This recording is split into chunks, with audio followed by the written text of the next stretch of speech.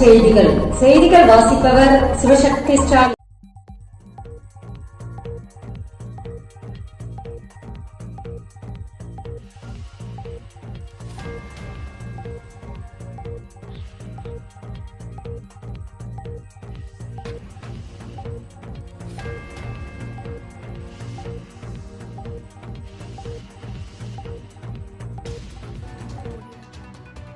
போட்டித் தேர்வுகள் தொடர்பான அனைத்து தகவல்களும் அடங்கிய தேர்வுக்களம் செயலி குறித்து விழிப்புணர்வு ஏற்படுத்த அறிவுறுத்தல்.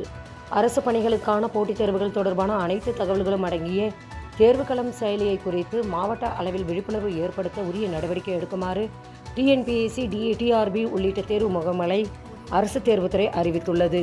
மேலும் விவரங்களுக்கு www.tnpec.com என்ற இணையதளத்தை பார்க்கலாம்.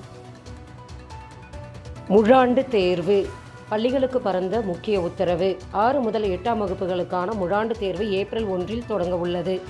இதனையொட்டி 2 நாட்களுக்கு முன்னதாக மார்ச் 30க்குள் அனைத்து பள்ளிகளுக்கும் வினாத்தாள்களை வழங்க மாவட்ட கல்வி அலுவலர்களுக்கு உத்தரவிடப்பட்டுள்ளது.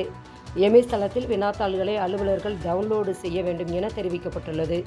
மேலும் விவரங்களுக்கு www.emis.com என்ற இணையதளத்தை பார்க்கலாம்.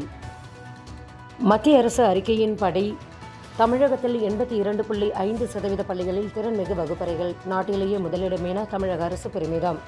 தமிழகத்தில் 82.5% பள்ளிகளில் திறன்மிகு வகுப்பறைகள் அமைக்கப்பட்டு நாட்டிலேயே தமிழகத்தில் முதலிடம் உள்ளதாக மத்திய அரசின் அறிக்கையில் சுட்டிக்காட்டி தமிழக அரசு பெருமிதம் தெரிவித்துள்ளது.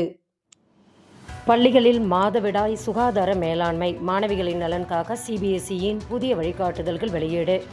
பள்ளிகளில் மாணவிகளின் உடல்நலம் மற்றும் கண்ணியத்தை பாதுகாக்கும் நோக்கில் மாதவிடாய் சுகாதார மேலாண்மை தொடர்பான புதிய விரிவான வழிகாட்டுதல்களை சிபிஎஸ்இ வெளியிட்டுள்ளது.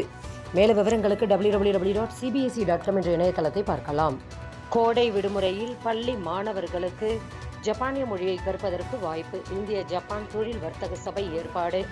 சென்னையில் உள்ள இந்தியா ஜப்பான் தொழில் வர்த்தக சபை கோடை விடுமுறையில் பள்ளி மாணவர்கள் 8 முதல் 17 வயது உடைய மாணவர்கள் ஜப்பானிய மொழியை கற்க 40 மணி நேர சிறப்பு பயிற்சி வகுப்பிற்கு ஏற்பாடு செய்துள்ளது.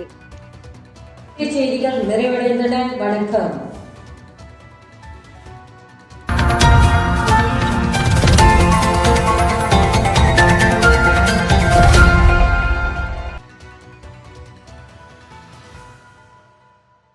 Audio Jungle.